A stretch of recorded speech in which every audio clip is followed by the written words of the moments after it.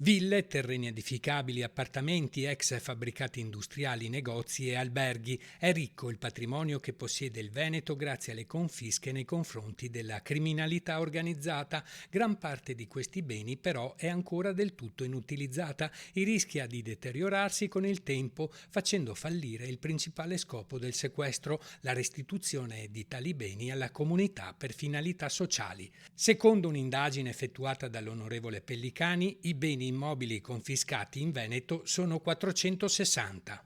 Però solamente 1 su 5 viene poi riutilizzato e questa è una percentuale bassissima che dimostra come va fatta chiarezza. E chiarezza come? Intanto bisogna valorizzare meglio gli immobili sequestrati con una gestione più manageriale, assistendo in particolare i piccoli comuni, che poi sono quelli destinatari dei beni, ad avere un riutilizzo, come dire, in tempi rapidi, ma soprattutto avere anche le risorse per poterli valorizzare, restaurare e restituire alla collettività.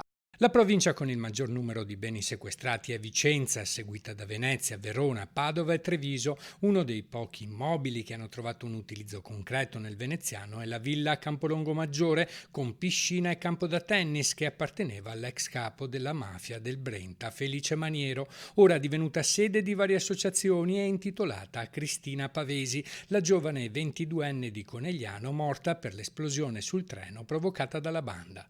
I beni non ancora assegnati nel Veneto sono 368. Sono urgenti maggiori risorse e il miglioramento della gestione dei beni confiscati per riuscire ad assegnare nuove opportunità, in particolare ad associazioni e a realtà del volontariato.